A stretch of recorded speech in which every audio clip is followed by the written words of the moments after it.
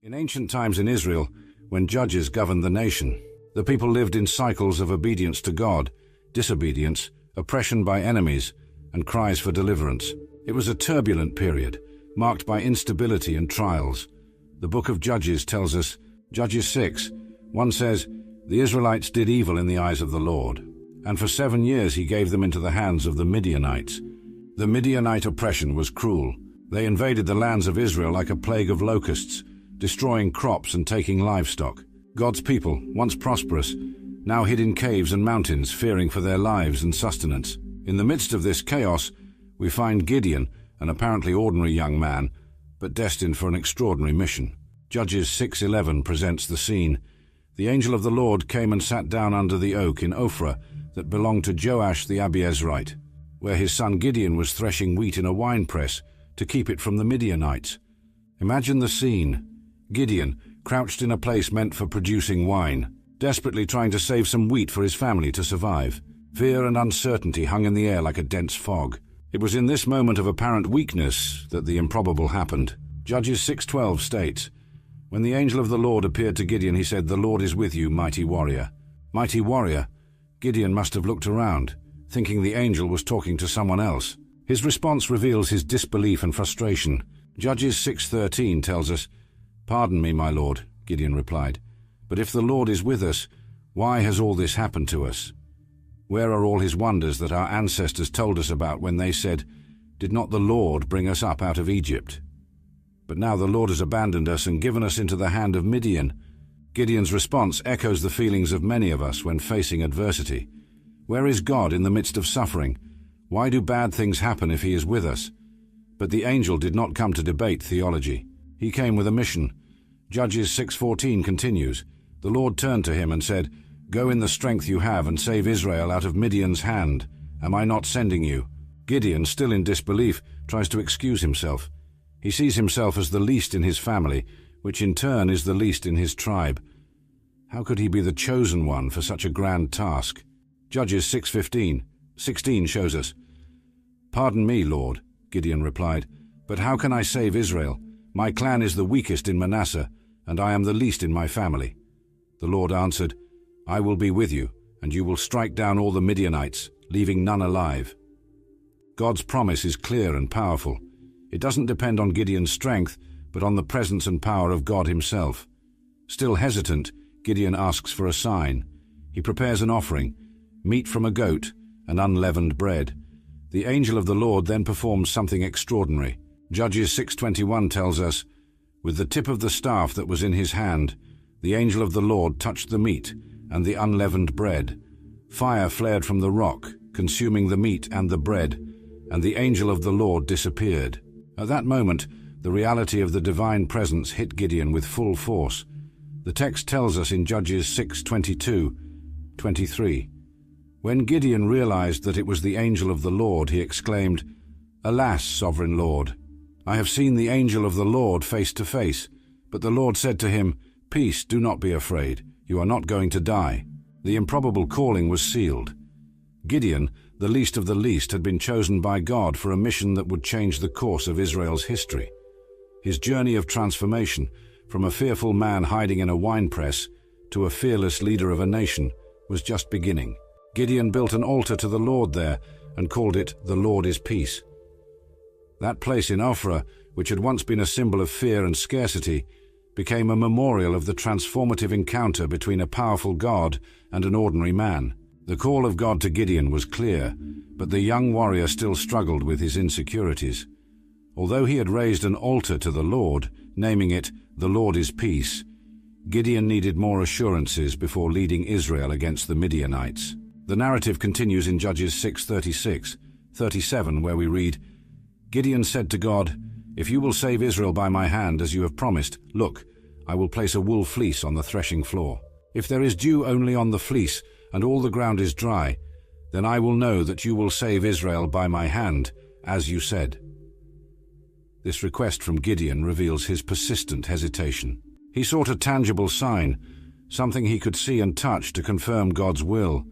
It reflects human nature, which often seeks concrete evidence even in the face of divine promises. What happened next was extraordinary. Judges 6:38 tells us, "And that is what happened. Gideon rose early the next morning. He squeezed the fleece and wrung out the dew, a bowl full of water." Imagine the scene. Gideon waking up before sunrise, his heart racing as he approached the fleece. When he picked it up, he felt the weight of the water. His hands trembled as he squeezed the fleece, filling an entire bowl with dew. The ground around it was completely dry, an undeniable miracle.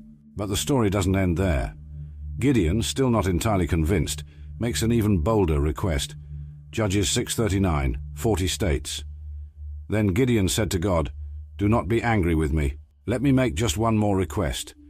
Allow me one more test with the fleece, but this time make the fleece dry and let the ground be covered with dew.' That night God did so. Only the fleece was dry. All the ground was covered with dew. This second test completely reverses the first. Now, Gideon asks for the fleece to be dry, while the ground around it is soaked with dew. It is a request that defies the laws of nature, since the fleece would normally absorb moisture from the air. The fact that God granted this second request demonstrates his patience and understanding of Gideon's doubts. It serves as a powerful reminder that God often accommodates our weaknesses, providing the assurance we need to fulfill his will. These events hold profound significance. The fleece, a product of sheep, could symbolize the very people of Israel, the flock of God. In the first test, the fleece being wet while the ground remained dry could represent how God would bless his people in a barren world. In the second test, the fleece being dry while the ground was wet could symbolize how God would use Israel to bless the nations around them. More than that, these fleece tests illustrate Gideon's gradual transformation. From a man hiding, threshing wheat in a winepress, he was now in direct conversation with God, negotiating the terms of his faith and leadership. It is important to note that although God answered Gideon's requests, seeking signs is not the ideal standard of faith. In many other passages of Scripture, we are encouraged to trust in God's word without demanding miraculous proof.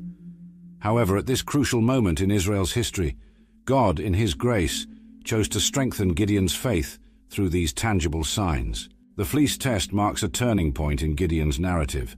His doubts were dissipated, his faith strengthened. He was now ready to lead the people of Israel against their oppressors. The man who once considered himself the least in his family was about to become one of the greatest judges of Israel. The story of the fleece teaches us several important lessons. First, that God is patient with our doubts and is willing to provide us with the assurance we need to fulfill his will. Second, that faith often grows gradually through concrete experiences with God. And third, that when God calls us to a task, he also equips us with the confidence needed to accomplish it. As the dew dried under the rising sun, Gideon rose as a new man. His insecurities had been washed away along with the dew, and in their place grew fierce determination. The warrior that God had seen from the beginning was finally emerging. With divine confirmation secured, Gideon was ready for the next step in his journey. The army needed to be gathered, and a decisive battle was on the horizon. The man who tested God with a fleece was about to be tested in the heat of conflict. With renewed confidence from the signs of the fleece, Gideon was ready to lead Israel against the Midianites. God's call echoed in his ears, and the time to act had come. The narrative transports us to a crucial moment in Israel's history, where human logic would be challenged by divine wisdom. Judges 7:1 sets the scene. Jerubbaal, that is Gideon, and all the people who were with him rose early and camped beside the spring of Harod. The camp of Midian was north of them, in the valley near Mount Moreh. Gideon, now also known as Jerubbaal, let Baal contend with him. After destroying the altar of Baal, had gathered a considerable army. The biblical text gives us an idea of the magnitude of this force in Judges 7:3. Now announce to the people that anyone who is afraid and trembling may return home and leave Mount Gilead. This statement suggests that the army was positioned on Mount Gilead, preparing for battle. The people's response to this announcement was surprising. The same verse continues, 22,000 men left and 10,000 remained. Imagine the scene. More than 2/3 of Gideon's army abandoning the camp, leaving behind only 1/3 of the original warriors. For a military leader, seeing 22,000 soldiers depart on the eve of a crucial battle would be devastating. But God had different plans.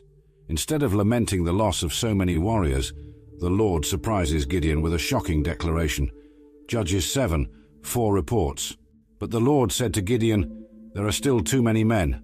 Take them down to the water, and I will separate them for you. If I say, "This one shall go with you," he shall go. But if I say, "This one shall not go with you," he shall not go."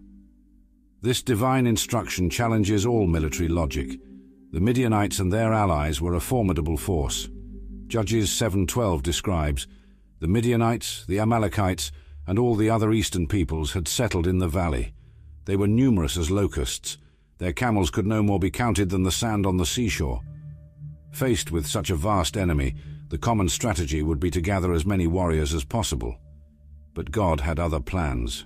Obediently, Gideon takes the remaining 10,000 men to the water. What happens next is a divine selection based on an unusual criterion. Judges 7:5-7 tells us, "So Gideon took the men down to the water, and the Lord told him, 'Separate those who lap the water with their tongues as a dog laps from those who kneel down to drink.' 300 men lapped with their hands to their mouths.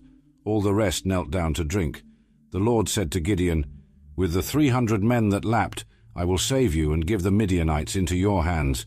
Let all the others go home.'" This peculiar test drastically reduced Gideon's army from 32,000 to 300, a reduction of more than 99%. To put this in perspective, imagine a modern army of 100,000 soldiers being reduced to just 937. Human logic would scream that this is madness, a military defeat. But God's ways are not our ways, and his thoughts are not our thoughts.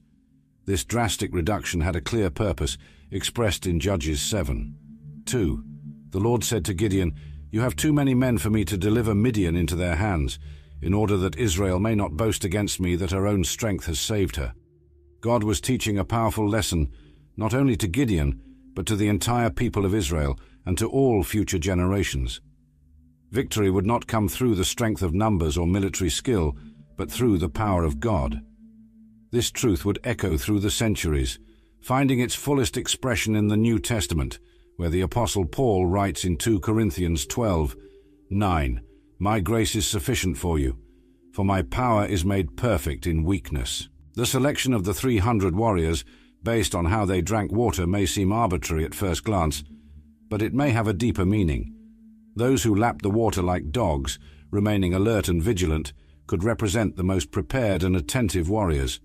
They did not lower their guard even for a basic need like drinking water.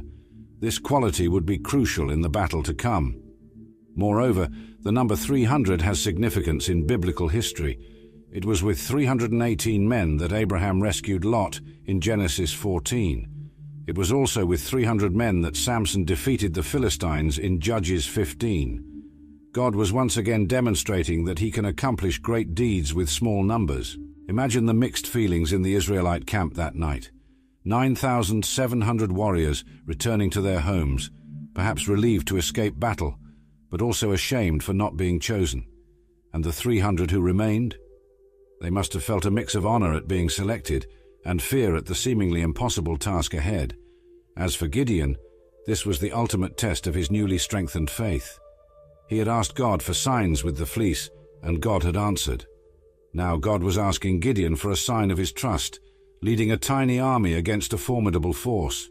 The reduction of Gideon's army teaches us profound lessons about faith, trust, and the power of God. It reminds us that God does not need large numbers or abundant resources to accomplish his purposes. He often chooses to work through the small, the weak, and the improbable to demonstrate his power and receive all the glory. This story also challenges us to trust in God, even when circumstances seem impossible. How many times do we feel inadequate or ill-equipped for the tasks God places before us? Gideon's story reminds us that it is precisely in those moments that God can operate most powerfully. As the 300 chosen warriors prepared for battle, sharpening their swords and adjusting their armor, an atmosphere of expectation hung over the camp. They knew they were about to witness something extraordinary. The God who had reduced their army certainly had a plan for victory. Night fell over the Israelite camp. In the distance, the campfires of the vast Midianite army flickered in the valley, reminding Gideon and his men of the seemingly impossible task before them. But with God, the impossible was about to become possible. Israel's greatest battle was about to begin, not with the roar of thousands, but with the quiet faith of 300. With only 300 men against an army vast as clouds of locusts, Gideon faced an apparently impossible situation. But God, in his infinite wisdom, had an extraordinary plan to ensure Israel's victory. The night before the battle was crucial. God, recognizing Gideon's natural apprehension, offered him a unique opportunity to strengthen his faith. Judges 7:9. 11 states, "That night the Lord said to Gideon, 'Get up and go down to the camp, for I am giving it into your hands. If you are afraid to attack, go down to the camp with your servant Purah and listen to what they are saying. Afterward you will be encouraged to attack the camp.'" This divine instruction reveals both God's understanding of human weaknesses and his willingness to strengthen his servants. Obediently, Gideon went down to the enemy camp with his servant Purah. What happened next was nothing short of providential. Judges 7:13-14 describes the scene. Gideon arrived just as a man was telling his friend about a dream. "I had a dream," he was saying. "A round loaf of barley bread came tumbling into the Midianite camp. It struck the tent with such force that the tent overturned and collapsed." His friend responded, "This can be nothing other than the sword of Gideon son of Joash, the Israelite. God has given the Midianites and the whole camp into his hands." This dream and its interpretation were exactly what Gideon needed to hear. The barley loaf, a common food among the poorer Israelites, represented Gideon's unlikely army. The overturned tent symbolized the imminent defeat of the Midianites. God was showing Gideon that even the enemies were unconsciously recognizing the divine power acting through him. Strengthened by this experience, Gideon returned to the Israelite camp, ready to lead his small army. Judges 7:15 tells us, "When Gideon heard the dream and its interpretation, he worshipped God. He returned to the camp of Israel and called out, 'Get up! The Lord has given the Midianite camp into your hands.'"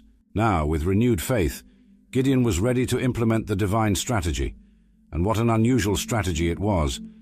Judges 7:16 details. Dividing the 300 men into 3 companies, he placed trumpets and empty jars in the hands of all of them, with torches inside. Imagine the scene.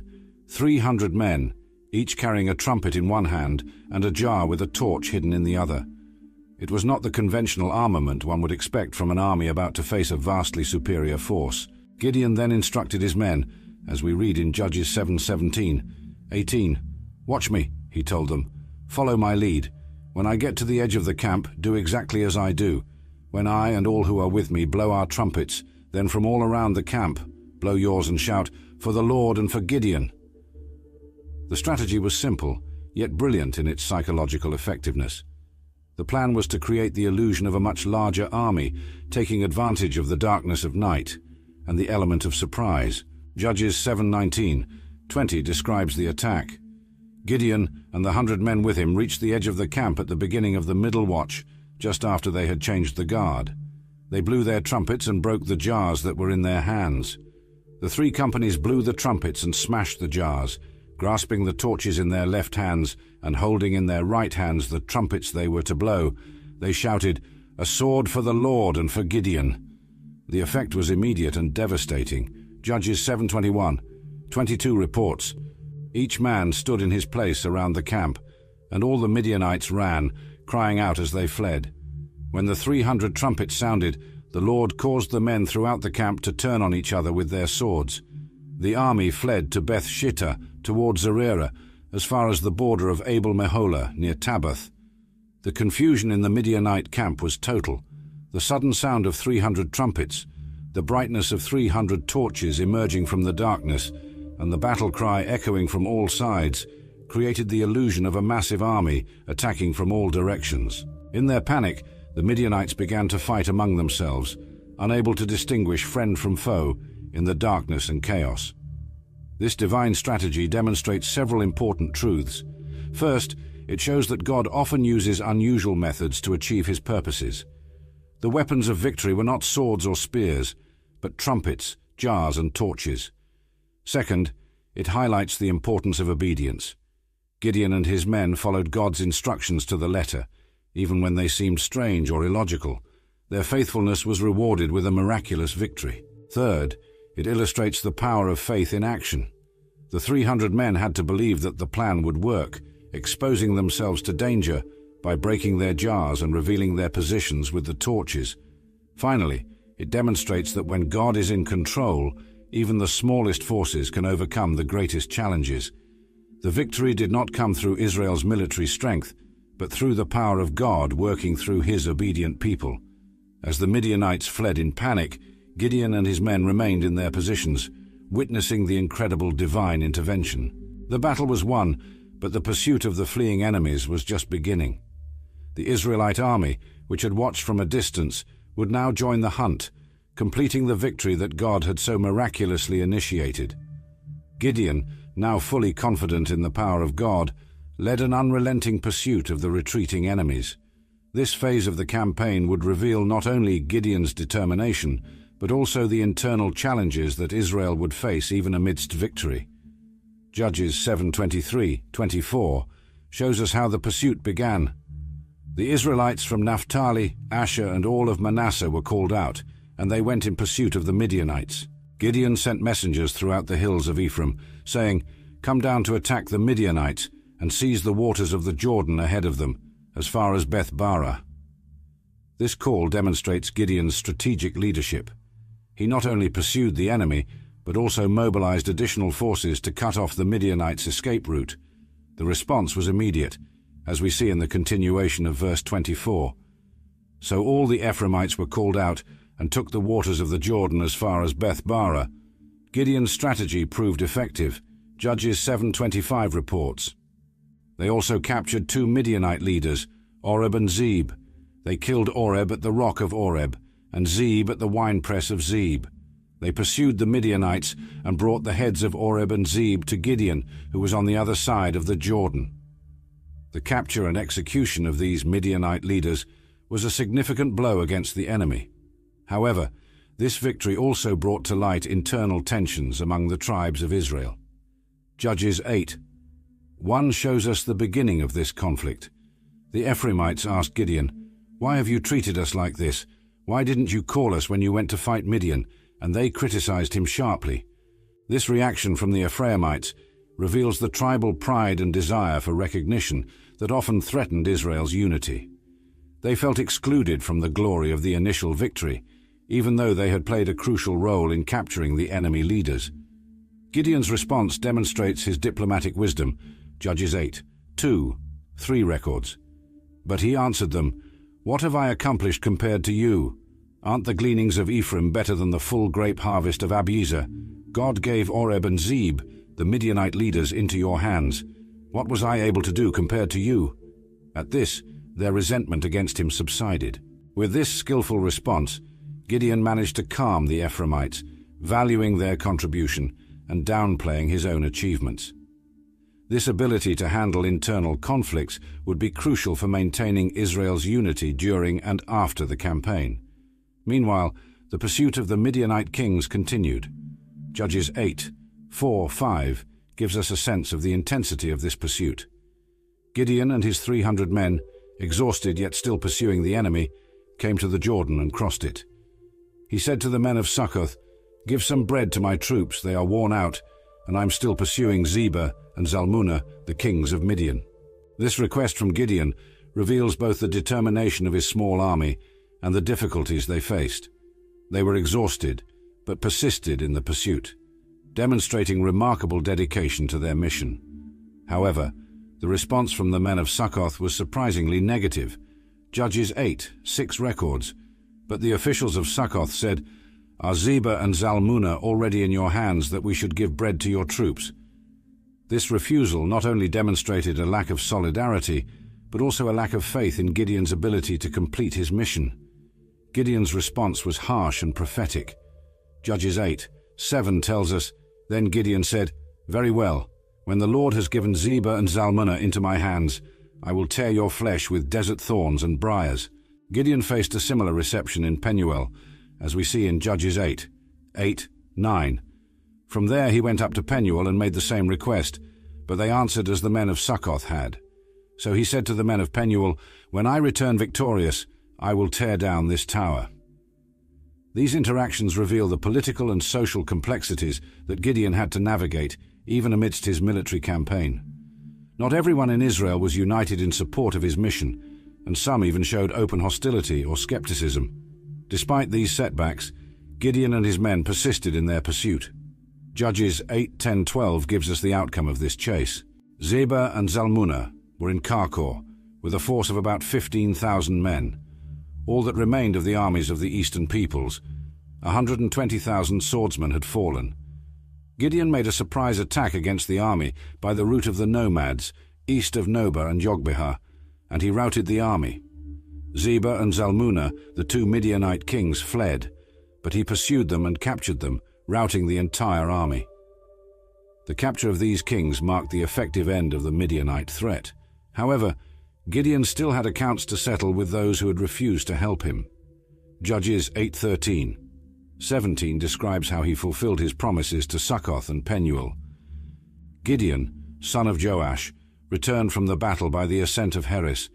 He captured a young man of Succoth and interrogated him, and the young man wrote down for him the names of the 77 authorities of Succoth, the leaders of the city. Then Gideon went to the men of Succoth and said, "Here are Zebah and Zalmunna, concerning whom you taunted me, saying, 'Have you already captured Zebah and Zalmunna? Why should we give bread to your weary men?' So he took the leaders of the city and punished them with the thorns and briars of the wilderness. He also tore down the tower of Penuel and killed the men of the city." These actions of Gideon, although they may seem severe by modern standards, demonstrate the fulfillment of his word and establish his authority as leader of Israel. They also serve as a warning against a lack of solidarity and support in times of national crisis. Finally, Gideon confronted the captured Midianite kings. Judges 8:18-21 recounts this final encounter. Then he asked Zebah and Zalmunna, "What kind of men were those whom you killed at Tabor?"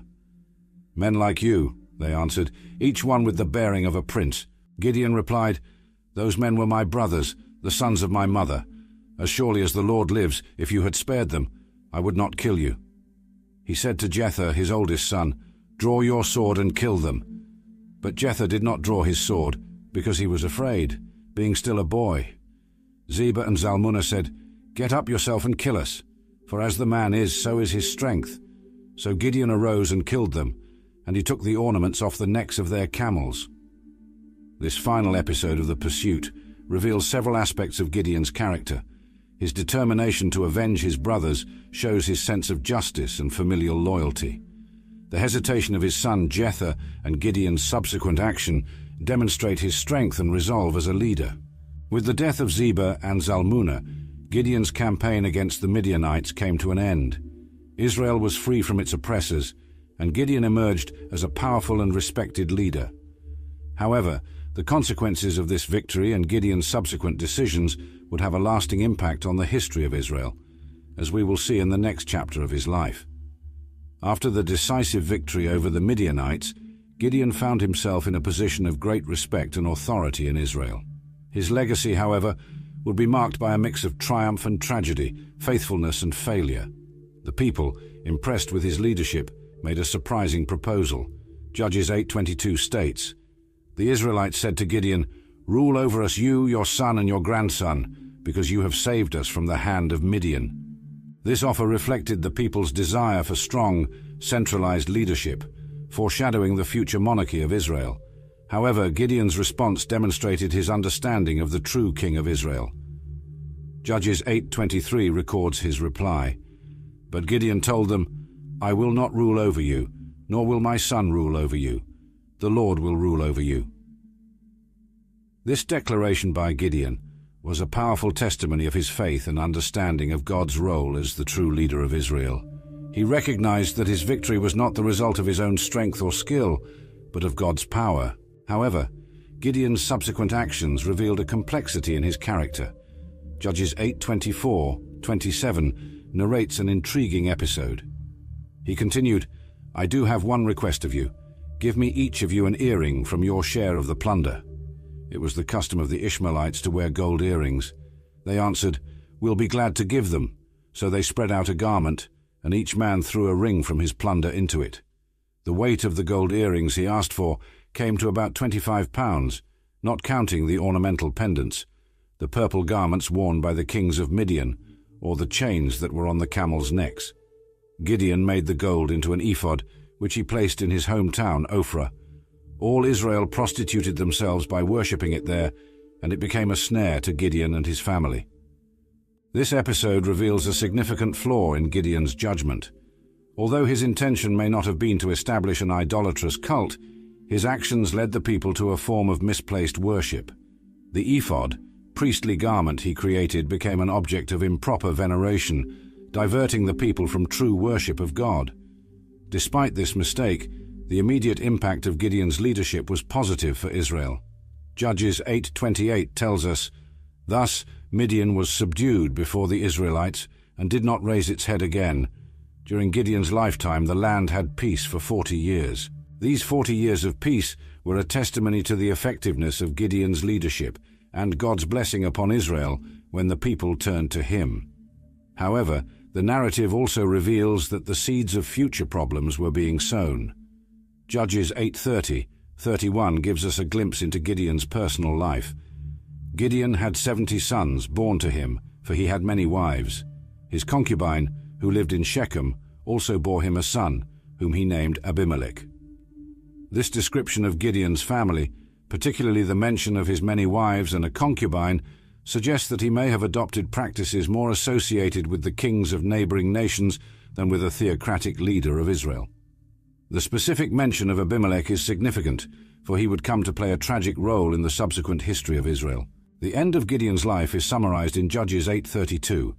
Gideon, son of Joash, died at a good old age and was buried in the tomb of his father Joash in Ophrah of the Abiezrites. Tragically, after Gideon's death, the people quickly turned away. Judges 8:33-35 reports, "No sooner had Gideon died than the Israelites again prostituted themselves to the Baals. They set up Baal-berith as their god and did not remember the Lord their God, who had rescued them from the hands of all their enemies on every side. They also failed to show loyalty to the family of Jerubbaal, that is Gideon, for all the good things he had done for them." This return to idolatry and lack of gratitude toward Gideon's family demonstrates the cyclical nature of Israel's history during the time of the Judges. Periods of faithfulness and blessing were often followed by spiritual decline and turmoil. The story of Gideon is a powerful testimony to God's ability to use unlikely people to fulfill his purposes. From his calling as the least in his family to becoming a powerful leader of Israel, Gideon exemplifies how faith and obedience can overcome fear and insecurity.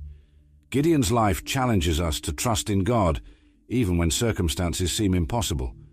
It reminds us that God can do much with little when we place our trust in him. As we reflect on this story, let us ask ourselves, where in our lives might God be calling us to act in faith? What armies of difficulties do we face that seem insurmountable?